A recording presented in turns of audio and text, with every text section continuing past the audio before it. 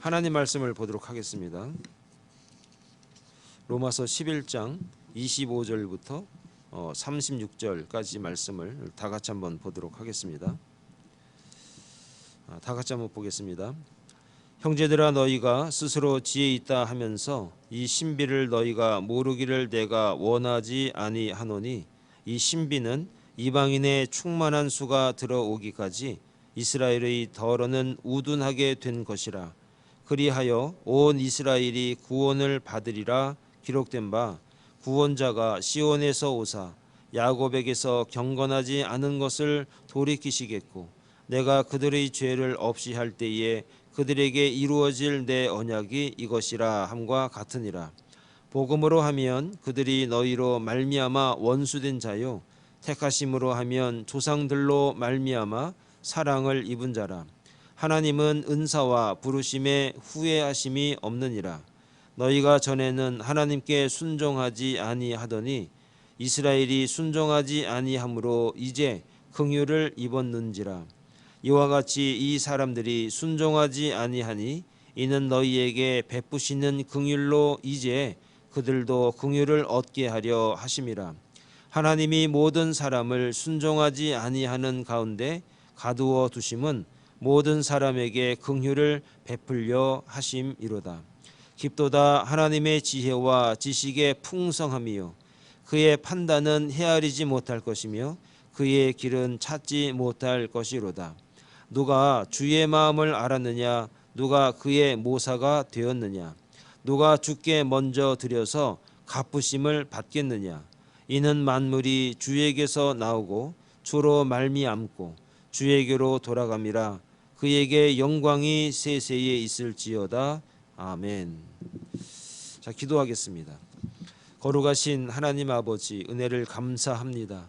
하나님의 말씀을 통하여서 이스라엘이 구원받고 회복되는 역사를 오늘 말씀으로 오늘 우리에게 주셨사오니, 이 말씀을 통하여서 다시금 이 땅에 주의 복음이 충만케 하시고 주의 복음을 증거하는 데 있어서 오늘 우리의 사명을 온전히 감당할 수 있는 귀한 말씀, 축복의 말씀이 되게 하여 주시옵소서.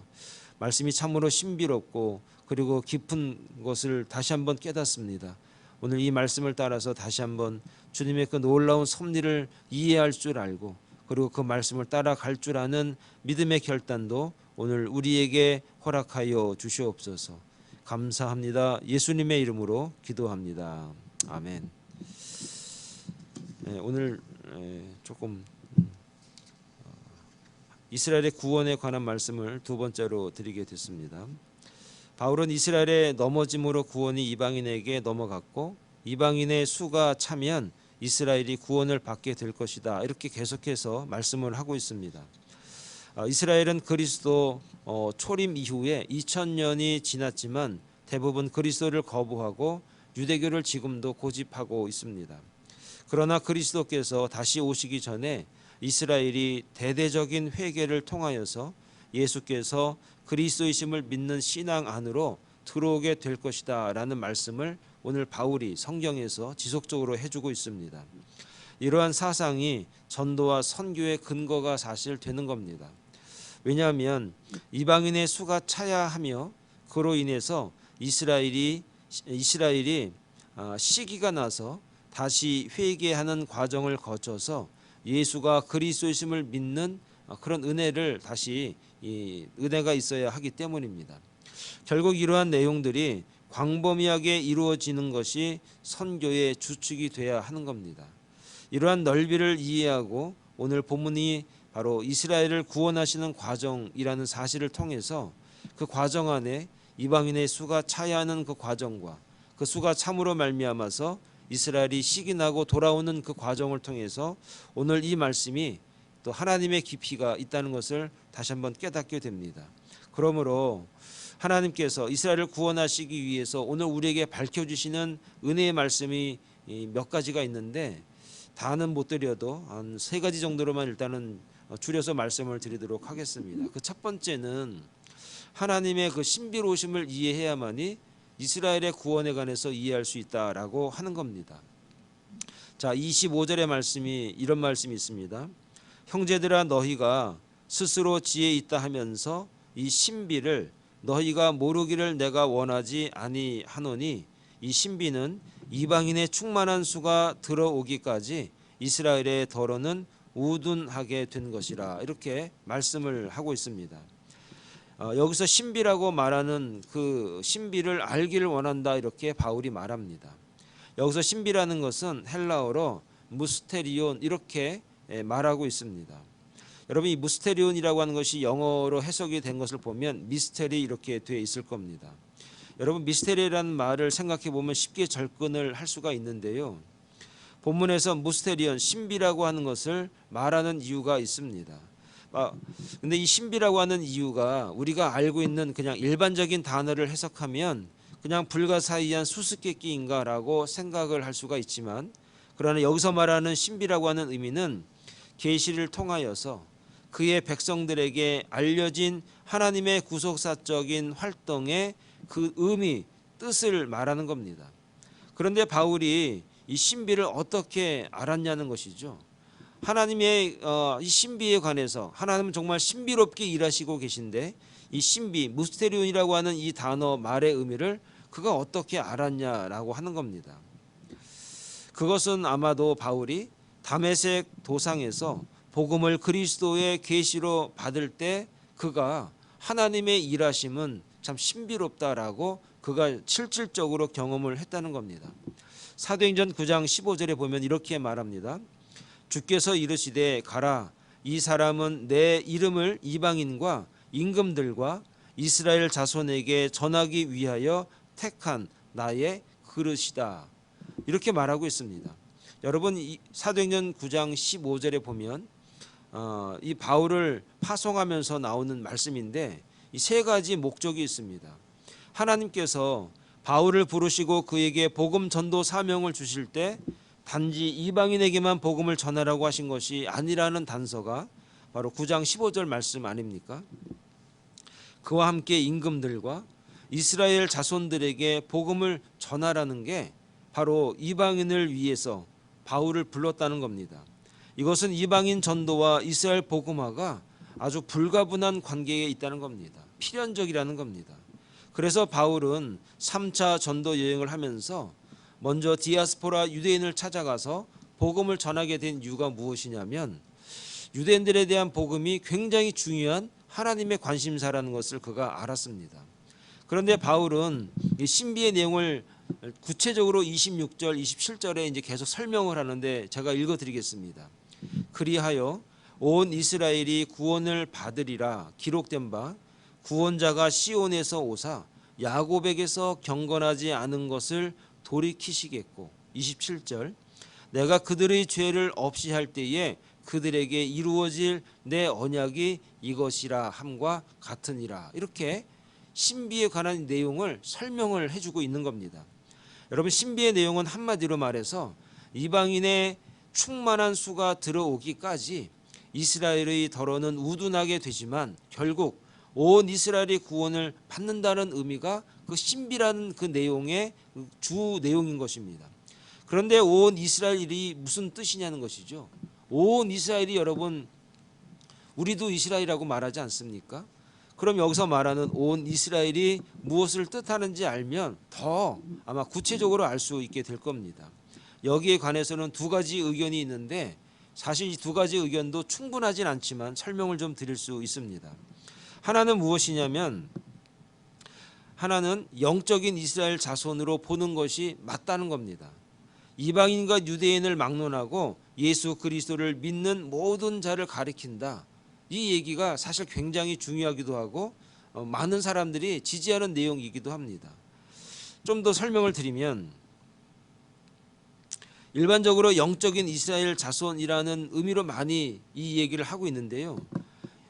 그래서 이런 얘기들은 영적인 이스라엘이라고 하는 얘기는 그래서 영적인 이스라엘 자손, 그러니까 예수 그리스도를 믿는 그 모든 사람들을 갖다가 하나님의 백성 이스라엘로 보는 입장에 관한 내용인데, 여기서 이것만을 주장하기에는 조금 무리가 있다는 얘기를 할 수밖에 없습니다. 왜 그러냐면 25절에 이방인의 충만한 수가 들어온다라고 말했기 때문에 그냥 통째로 잡아가지고 하나님을 믿는 사람 이렇게 말하기는 바울이 먼저 구분을 지어주고 있다라고 하는 겁니다.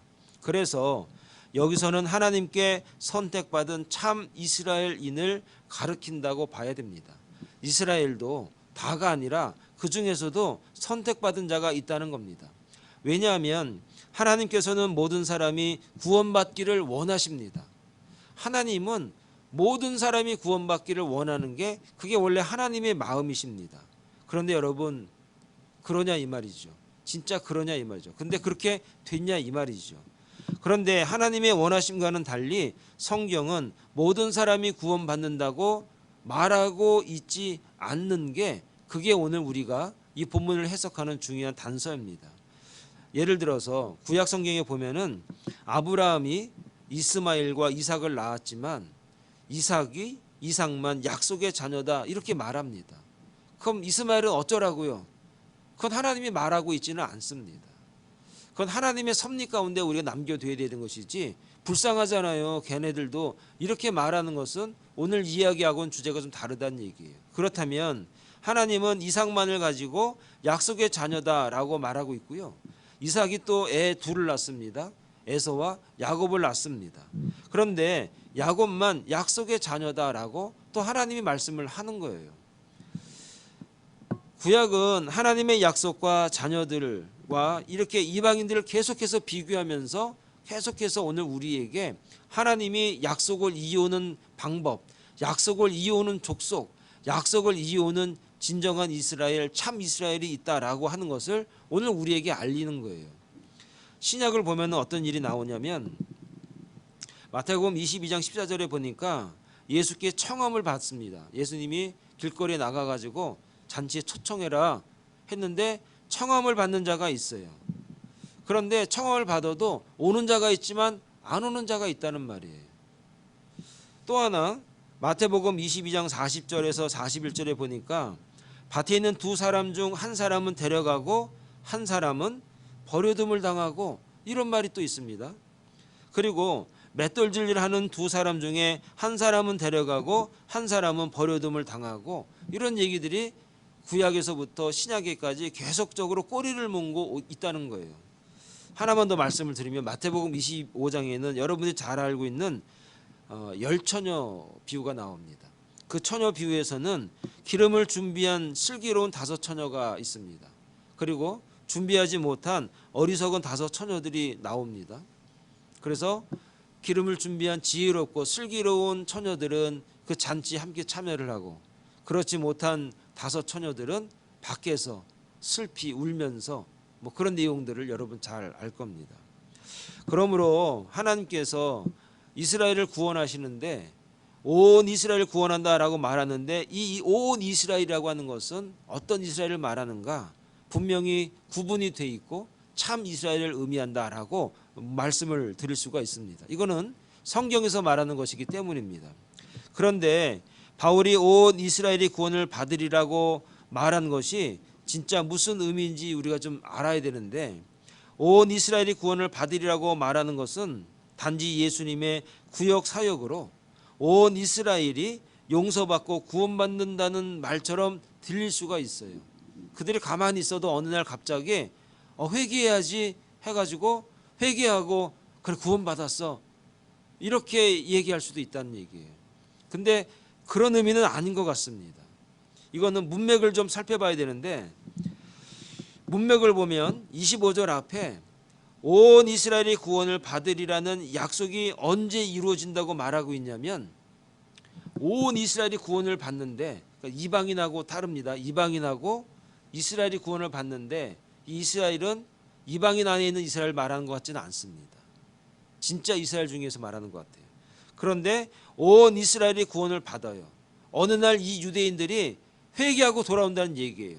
온 이스라엘이 구원을 받는데 언제 이루어지는가 봤더니 이방인의 충만한 수가 찬 뒤, 이방인의 충만한 수가 찬 뒤에 그게 이루어진다는 거예요. 그런데 이방인의 충만한 수가 차면은 온 이스라엘이 구원을 받고 또 무슨 일이 벌어지는가? 그리스도의 재림이 이루어집니다.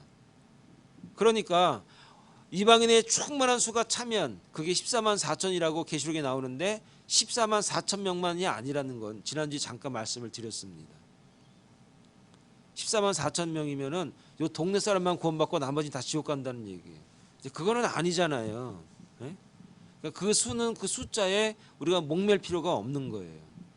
그 14만 4천은 그 당시에 네로 황제가 나라를 다스리고 있었어요. 근데 네로가 우리의 적그리스도라고 이야기하면 잡혀가는 겁니다. 그러면은 네로에 관한 이야기를 갖다가 암호로 만들어서 서로 이야기를 했어요. 그리스도인들이. 그걸 갖다가 14만 4천이라고 오늘 그 네로라는 이름을 그 숫자를 갖다가 원래 헬라어를 찾아서 히브리어를 찾아서 해설을 해보면은 네로라는 단어가 나와요. 이런 얘기는 나중에 한번 하도록 하겠습니다. 한번 하긴 하겠습니다. 그렇게 14만 4천은 그 당시에 적그리스도에 관한 이야기를 말하는 것이지 구원받는 자를 얘기하는 건 아니란 얘기예요. 이런 얘기들도 나중에 한번은 할 기회가 있을 겁니다. 자, 그러면은 오늘 얘기하고 싶은 건 무엇이냐면 이방인의 충만한 수가 차면 곧 있어서 이스라엘이 회복이 되고 그리고 동시에 그리스도가 재림하신다는 거예요. 그러므로 그리스도의 재림이 이루어짐으로 온 이스라엘이 구원을 받는다는 것은 그리스도의 재림이 이루어진다는 의미가 더 크다는 겁니다. 그 재림을 위해서, 재림을 준비하기 위해서, 재림을 목표로 바로 유대인들, 소위 말해서 이스라엘의 구원이 필요하다는 거예요. 이 재림을 기다리는 사람, 재림의 신앙을 가지고 있는 사람, 종말론적인 신앙을 가지고 있는 사람들, 결국은 이스라엘이 회복돼야만이, 그 이방인의 수가 충만하고 이스라엘이 회복이 돼야만이 주님이 이 땅에 오신다라고 하는 기대감으로 오늘 이 말씀을 이해할 수 있어야 하는 겁니다. 그런데 재림은 다른 의미로는 어떤 날일까요? 재림의 다른 의미가 무엇이죠? 심판의 날이죠. 주님이 이 땅에 오셔서 우리에게 천군과 천사와 함께 이 땅에 오셔서 우리에게 들림받게 하시죠. 구원의 영광과 축복과 이 땅에 하나님의 나라가 이루어지게 되는 것이죠. 그런데 반대로 심판의 날이기도 하다는 겁니다. 그러므로 주님 오심에 대해서 두려워하는 이들은 재림이 심판의 날인 겁니다. 여러분, 두렵다는 것은 주님을 아직 구주로 영접함에 있어서 자신이 없다라고 하는 의미 아니겠습니까? 그러므로 우리들은 주님의 재림을 준비하는 믿음의 자녀들이 되어야 하는 게 그게 먼저인 겁니다. 지금까지 바울이 말한 것이 무엇입니까? 칭의에 관한 얘기를 계속했습니다. 그리고 오늘 이렇게 이스라엘에 관한 얘기를 하는 게 무엇이냐? 재림에 관한 은혜를 오늘 우리에게 알게 하기 위해서입니다. 복음을 믿음으로 칭의받은 존재가 우리가 먼저 되고, 그리고 재림의 날, 심판의 날이 되기보다 주님의 신부가 되어서 축복과 기쁨의 날을 기대하는 믿음의 종들, 하나님의 백성들을 위해서 오늘 말씀을, 오늘 우리에게 하나님의 신비라는 말로 우리에게 말씀을 주고 있다는 겁니다. 참고로 바울은 온 이스라엘이 구원받는다는 것을 무엇으로 근거로 말하냐면은 26절에 보면은 이런 말이 있습니다. 그리하여 온 이스라엘이 구원을 받으리라 기록된 바, 이렇게 말하고 있습니다. 기록된 바는 무엇입니까? 기록된 바, 내가 하는 말이 아니라 성경에 보니까 이렇게 기록이 되어 있는데 온 이스라엘이 구원을 받을 것이다 라고 예언되어 있고 기록되어 있다는 얘기예요. 그러니까 내가 내 백성이라고 해서 막 우겨가지고 내 백성 구원시켜야 돼라고 내가 쫄르고 강요하고 억지 쓰는 게 아니라 기록이 이렇게 되어 있다는 겁니다. 그런데 내 백성이 구원을 분명히 받을 것인데 그 구원받을 때 이루어지는 세 가지가 있는데 이방인의 수가 다 차야 한다는 겁니다. 선교가 이루어져야 한다는 것입니다. 그럴 때 바로 유대인들이 돌아오게 될 것이고 주의 재림이 동시에 이루어지게 된다라는 이 신비로운 사건을 오늘 우리에게 가르치고 있는 겁니다. 그런데 이 기록이 어디에 있느냐? 구약 성경에 기록이 되어 있다는 겁니다. 이건 내가 그냥 떠버리는 게 아니라, 떠드는 게 아니라, 강요하는 게 아니라, 내가 민족주의가 아니라 하나님을 사랑하는 백성, 성경을 사랑하는 백성으로 성경에 보니까 그렇게 되어 있다라고 합니다. 그러면서 이사야 43장과 이사야서 27장의 말씀을 오늘 26절에서 27절에서 요약으로 우리에게 가르치고 있는 것입니다. 사랑하는 여러분, 하나님은 오늘 우리를 사랑하시고 우리를 구원하시기를 원하십니다. 그래서 우리가 감당해야 될 일이 있는데 그게 무엇이냐? 바로 선교적인 사명을 오늘 우리가 감당할 수 있어야 합니다. 열심히 선교하고 말씀을 전하는 이유가 무엇이냐? 이방인의 수가 다 차면 이스라엘이 회복이 될 겁니다. 오늘 우리가 하나님을 믿고 잘 되는 것을 보면은 이스라엘이 시기가 나서 돌아온다는 겁니다.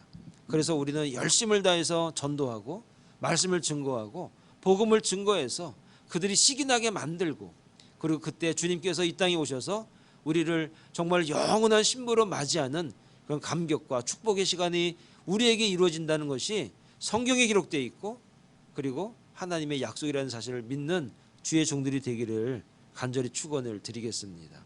두 번째는 하나님은 정말 사랑이 많으시다라는 것을 바울이 강조를 합니다. 이 말씀은 28절부터 32절까지의 말씀인데 한번 제가 읽어보도록 하겠습니다. 복음으로 하면 그들이 너희로 말미암아 원수된 자요, 택하심으로 하면 조상들로 말미암아 사랑을 입은 자라. 하나님의 은사와 부르심에는 후회하심이 없느니라. 너희가 전에는 하나님께 순종하지 아니하더니 이스라엘이 순종하지 아니함으로 이제 긍휼을 입었는지라. 이와 같이 이 사람들이 순종하지 아니하니 이는 너희에게 베푸시는 긍휼로 이제 그들도 긍휼을 얻게 하려 하심이라. 하나님이 모든 사람을 순종하지 아니하는 가운데 가두어 두심은 모든 사람에게 긍휼을 베풀려 하심이라. 이렇게 28절부터 32절에 매 절마다 긍휼이라는 단어를 써가면서 바울이 기록을 하고 있습니다. 바울이 여기서 말하고자 하는 핵심이 무엇입니까, 여러분? 여러분 한번 읽어보시면, 들어보시면 바울이 뭘 말하고 싶은 것 같습니까? 하나님께서는 유대인이나 이방인이나 모두 불순종했다는 거예요. 사실은 다 말 안 들었다는 얘기예요. 누구는 말을 잘 듣고 누구는 말을 잘 안 듣고, 그게 아니라 똑같다는 거예요. 다 말 안 들어. 다 똑같아. 이 얘기를 바울이 계속 하고 있어요. 그런데 모두 불순종했지만 그들을 긍휼히 여기셨다는 거예요. 이방인이나 이스라엘 백성이나 내 자식이나 남의 자식이나 말 안 듣는 거는 똑같다는 거예요. 그런데 하나님은 그들을 모두 긍휼히 여기셨다는 겁니다. 이 말이 무슨 의미인지 우리가 알아야 되는데요. 이렇게 말 안 듣는 자기 백성에게 긍휼을 베푸셨다라고 하는 이 의미를 좀 알아야 되는데, 결과론적으로 말씀을 드리면 이것은 결과론적인 측면에서 말씀을 드릴 수가 있는 것인데, 처음부터 하나님께서 그들이 불순종하게 하신 후에 긍휼을 베푸시기로 작정했다는 뜻이 아니라, 그들이 불순종하지만 지금 딱 보니까 말 더럽게 안 듣고 있지만 결국은 하나님께서 그들을 긍휼히 여기시고 구원하신다는 그런 내용이죠. 하나님께서 이렇게 우리의 불순종을 심판으로 끝내시지 않고 결국은 긍휼을 베푸신다라는 것을 통해서 우리가 알아야 되는 게 무엇이냐면, 하나님은 결국은 우리를 사랑하시는구나. 엄마가, 아빠가 나를 혼내시고 나에게 꾸중하고 정말 가슴 아픈 얘기를 하지만 나중에 엄마 아빠가 나를 사랑하시는구나, 그걸 나중에 알게 되죠. 바로 바울이 이해한 게 무엇이냐면, 이렇게 말 안 듣는 이스라엘, 이렇게 말 안 듣는 이방인들이 있는데, 그런데 하나님이 하시는 걸 보면은 긍휼하신 거예요. 용서하시는 거예요. 돌아오겠다고 하면은 막지 아니하시는 거예요. 하나님은 우리를 사랑하는구나. 그렇습니다. 하나님께서는 우리 모두를 사랑하십니다. 유대인이나 이방인이나 잘난 자나 못난 자나 다 사랑하신다는 겁니다. 이제 그래서 하나님은 모두를 사랑하시지 누구를 사랑하지 않으신다는 거예요. 사랑의 동산교회 성도만 사랑하는 게 아니라 다 사랑하신다는 거예요. 여러분, 이 시각을 가지고 있어야만이 우리가 신앙생활을 잘할 수가 있습니다. 하나님의 이 마음을 알아야 우리가 신앙생활을 잘할 수가 있어요. 그래서 이제 우리는 오늘 이 28절부터 32절을 통해서 우리가 시각이 바뀌어야 한다라고 하는 바울의 요구를 좀 알아야 됩니다. 우리의 시각이 달라져야 돼요. 하나님께서는 내가 원수로 생각하는 자들도 사랑하셔요. 따라서 우리의 눈으로 바라보지 말고 주님의 눈으로 바라보는 훈련을 교회에서 해야 되는 거예요. 교회는 어떤 훈련을 해야 되는가? 다 모이기 때문에 좋아하는 사람, 싫어하는 사람, 잘난 사람, 못난 사람, 배운 사람, 못 배운 사람, 배경이 좋은 사람, 안 좋은 사람, 여러 가지 다양한 사람이 다 모이기 때문에 교회라고 하는 것은 하나님의 시각을 갖기 위해서 훈련받는 곳이에요. 하나님은 나만 사랑하지 않으시고 다 사랑하시는구나.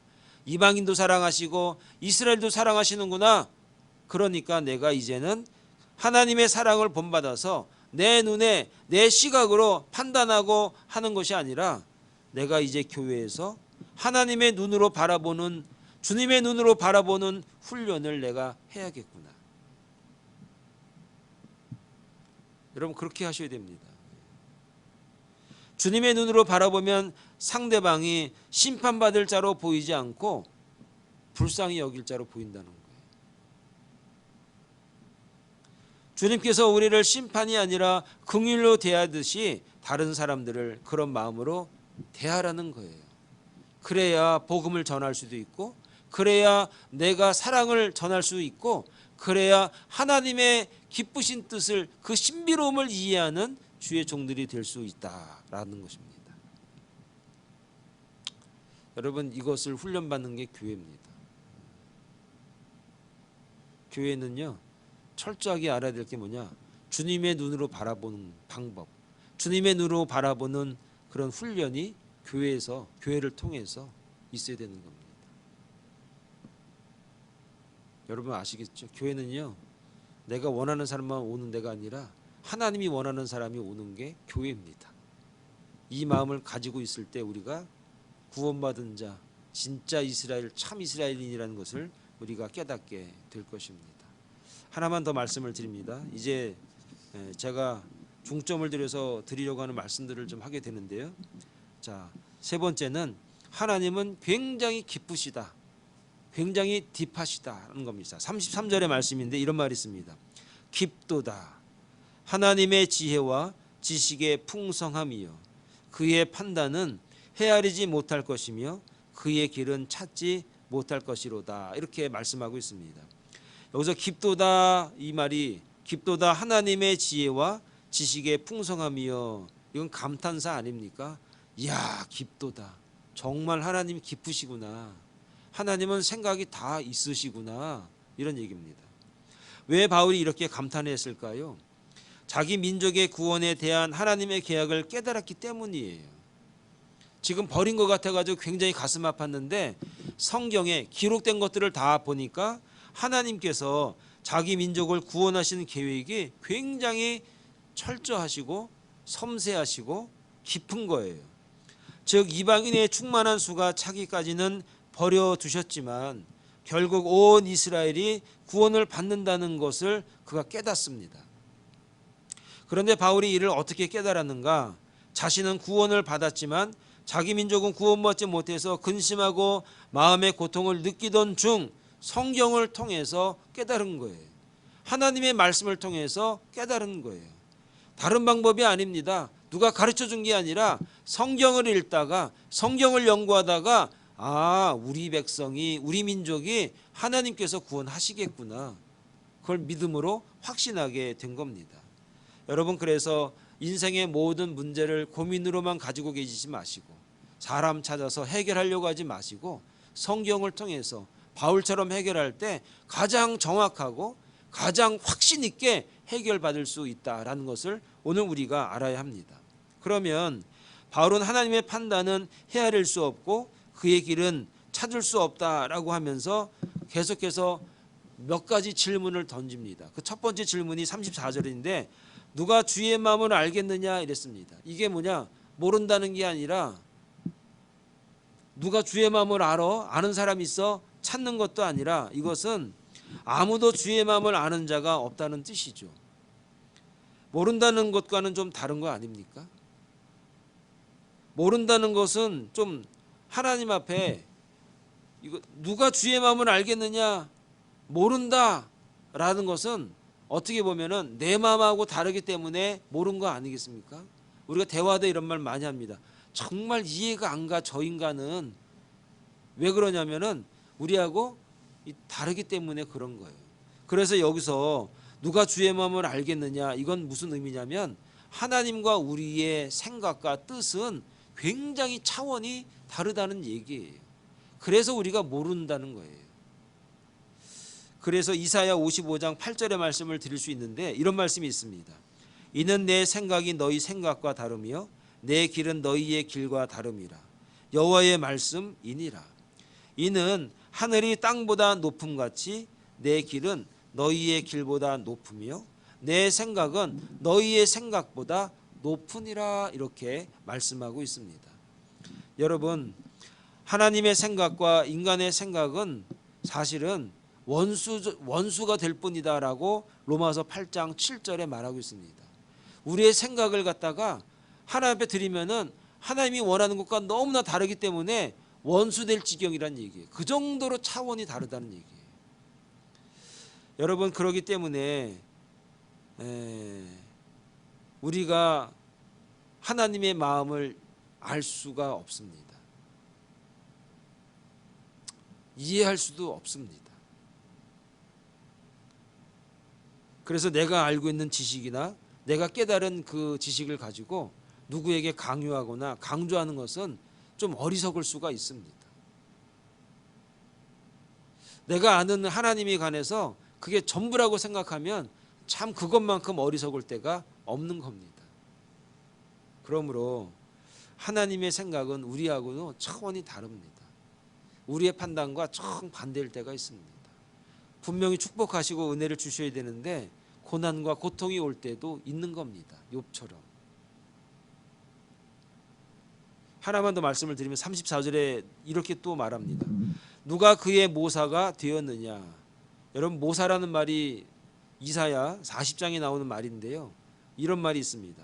누가 여호와의 영을 지도하였으며 그의 모사가 되어서 그를 가르쳤으랴. 이런 말이 이사야 40장 13절에 있어요.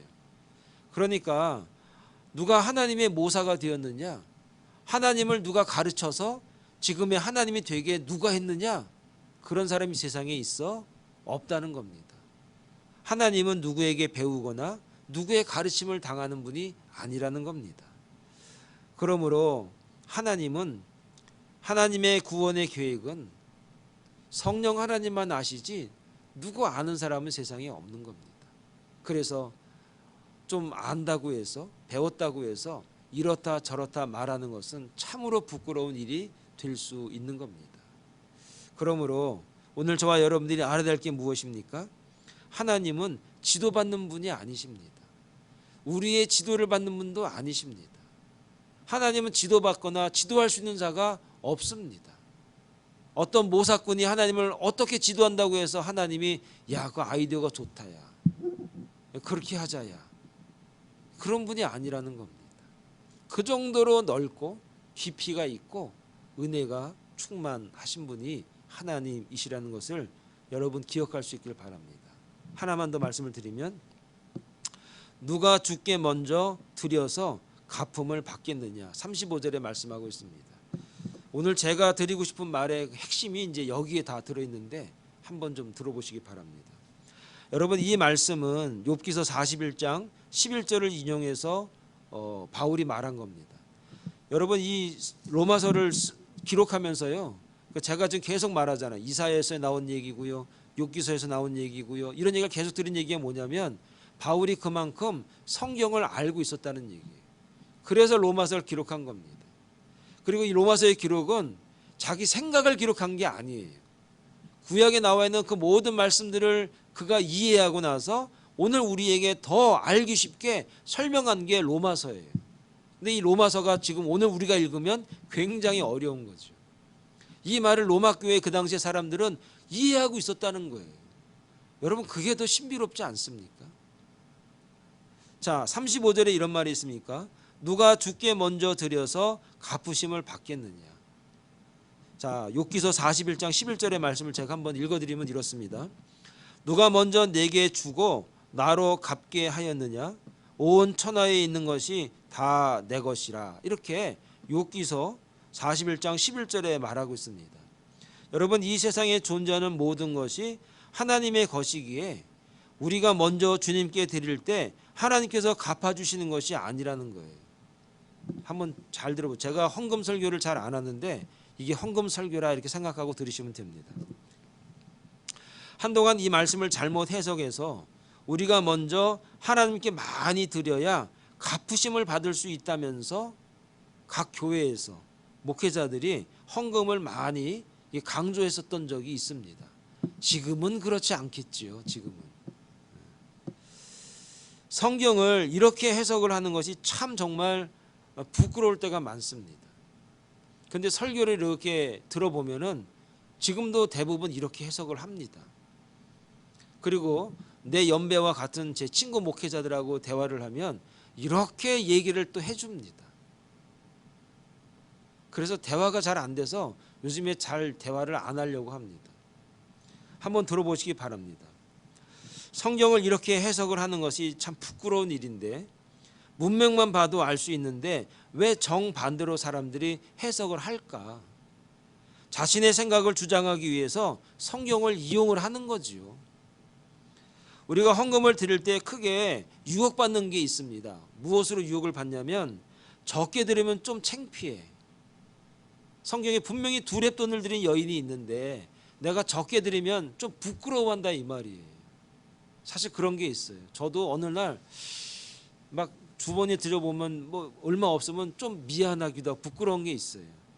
또 하나, 많이 드리면 또 많이 드린다고 누가 과시한다고 할까 봐, 바리새인이라고 할까 봐, 그리고 또 많이 드리면서 또 좀 이렇게 어깨도 좀 피고 싶은 마음이 들 때가 있다는 거예요. 사실 왜 이런 유혹을 받는가? 왜 이런 유혹을 받죠? 왜 이런 갈등이 오늘 우리에게 있습니까? 이것은 돈이 자기의 것이라고 생각하기 때문입니다. 우리의 것은 사실 하나도 없죠. 오늘 지금 본문의 이야기를 들으면 그렇습니다. 모든 것이 하나님의 것이죠. 우리는 이 땅에 올 때에 아무것도 가지고 오지 않았습니다. 그리고 우리는 돌아갈 때에 또 아무것도 가지고 갈 수가 없어요. 주님께서 받은 것을 다시 주님께 그냥 돌려드리고 갈 뿐이에요. 다른 하나는 또 어떤 의미, 헌금을 드릴 때 어떤 또 걱정이 있냐면, 하나는 드린 것보다 더 많이 갚아주시기를 바라는 마음이 우리에게 있다는 거예요. 여러분 솔직해야 됩니다. 이 성경 들으면서 우리가 헌금을 드리면서 조금 드리지만 그래 많이 갚아주시겠지, 이런 기대감이 사실 우리 가운데 사실 있다는 거예요. 여러분, 이 심리를 노리는 장사꾼들이 라스베가스라고 하는 아주 거대 도시를 만들었습니다. 이 심리를 이용해 가지고 매주마다 몇 억 달러 장사라는 로또 장사꾼들이 생겼어요. 우리 마음이 그런 마음이 있다니까요. 조금 넣고 많이 뽑고 싶은 거. 예? 여러분, 물론 성경에는요, 심은 대로 주시고 넘치도록 채워주신다라고 약속한 말씀도 있어요. 그거를 제가 부정하는 건 아니에요. 그러나 그것은 주님의 약속이지 우리가 그런 자세로 헌금을 드리라는 뜻은 아니라는 거예요. 여러분 이해하십니까? 하나님이 부어주시기를 원하십니다. 하나님은 심은 대로 갚아주시는 분이 하나님이시에요. 그런데 그걸 의식하고 그걸 인식하고 그걸 기대하고 그걸 노리고 헌금을 하라는 뜻은 아니라는 거예요. 신앙생활이 야바이꾼이 돼서 되겠습니까? 우리가 이런 자세로 헌금을 드리는 것은 하나님과 일종의 거래를 하자고 손을 내미는 거하고 똑같은 거예요. 하나님 저하고 거래하시죠. 딜하시죠. 여러분, 거래라는 것은 말이죠, 대등한 관계에 있을 때 거래가 되는 겁니다. 하나님과 우리와 대등한 관계입니까? 여기서 부잣집 막내 아들 이야기를 조금 할 수 있어요. 부잣집 막내 아들이라는 거 아세요? 드라마 부잣집 막내 아들. 에? 재벌집, 틀렸네 이거. 재벌집 막내 아들. 드라마 중에 참 내가 이렇다니까. 재벌집 막내 아들이란 드라마가 있어요. 또 목사님 또 드라마만 그냥 진탕 보고 있나 보다 이렇게 생각하지 마시고 여러분들이 은혜를 받으시라고요. 재벌집 막내 아들이란 드라마가 있는데 거기서 제가 머리에 그냥 딱 꽂힌 그런 대사가 있어서 말씀을 드리려고 해요. 거기서 주인공 회장 할아버지 역할을 한 사람이 그 탤런트 이성민이라는 사람이에요. 그 사람이 거기서 진성철 회장으로 나오는데 가만히 보면은 이병철, 삼성그룹 이병철 회장하고 비슷하게 꾸몄습니다. 이병철 회장을 이렇게 진성철이라는 이름으로 바꾼 것 같아요. 느낌이 그래요. 짬뽕이 다 돼 있지만. 그리고 거기에 그 회장한테 손주가 하나 있는데 그 손주 역할을 누가 했냐면 송중기라고 하는 배우가 있어요. 그런데 이 손주하고 그 회장 할아버지하고 거래하는 장면이 나와요. 제가 거기서 아주 정말 저건 성경 얘기인데 이런 얘기를 제가 딱 거기서 뭐라고 말하는 이런 얘기가 나옵니다. 할아버지한테, 그러니까 진회장이죠. 할아버지 진회장이 이런 말을 합니다. 그 손주가 거래를 하려고 하는 거야. 할아버지한테 뭘 요구를 했어요. 그랬더니 그 진회장이 이런 말을 합니다. 경상도 사투리를 하는데, 거래라고 하는 것은 내게 없는 것을 내가 나에게 주고 내가 너에게 없는 것을 줄 수 있을 때 거래라고 하는 것이 성립이 된다. 내 말이 무슨 말인지 알겠나 이렇게 얘기하더라고요. 이게 뭐냐면 네가 나한테 줄 수 있는 게 없다는 거예요.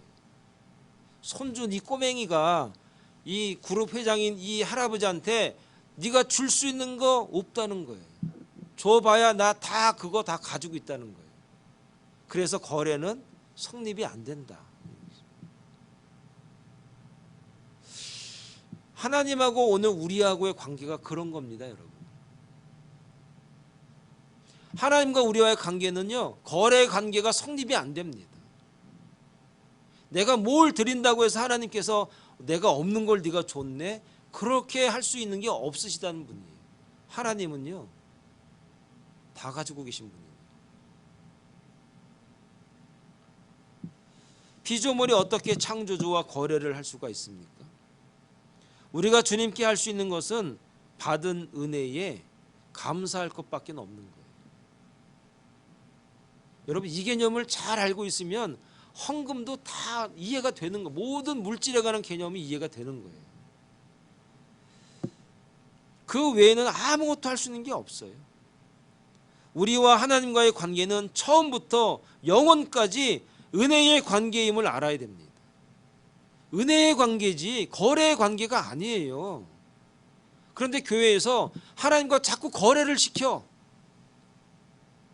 저는 그게 지금 전 세계 교회의 문제라고 생각하는 겁니다. 교회는 성도들로 하여금 하나님과 거래하게 해서는 안 되는 거예요. 주신 은혜에 감사를 하게 만드는 게 교회지, 목회자지, 하나님하고 거래하게 만들면 그거는 타락한 거죠. 거래 자체가 안 된다니까요. 우리가 이것을 철저히 깨달아야 해서 헌금을 많이 드려도 교만해지지 않고, 또 드릴 것이 없어도 절망하지 않고, 많이 드렸지만 넘치도록 갚아주시지 않아도 시험에 들지 않는 거예요. 여러분, 이게 헌금입니다.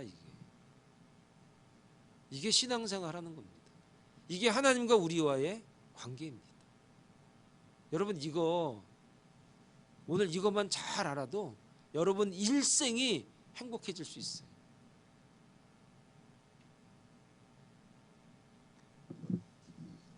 시간이 많이 가서요.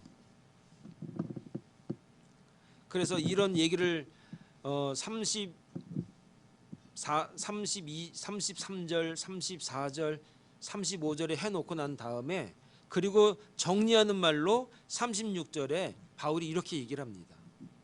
이는 만물이 주에게서 나오고, 기가 막힙니다. 만물이 주에게서 나오고라는 말이 헬라 말로 에크인데 영어로 프롬으로 돼 있을 거예요. 모든 게 하나님으로부터 시작이 됐다는 거예요. 그리고 주로 말미암고라는 이 말이 헬라어로는 디아 이렇게 돼요. 디아. 영어로는 뚜루. 하나님을 통해서, 주를 통해서 오늘 우리에게 됐다는 거예요. 그리고 또 하나, 이 바울이 참 천재라니까. 그리고 이는 만물이 주에게서 나오고 주로 말미암고, 그리고 마지막 하나, 주에게로 돌아갑니다. 돌아간다라고 할 때 헬라 말로는 에이스, EIS 이렇게 돼 있는데 영어로는 to예요, to.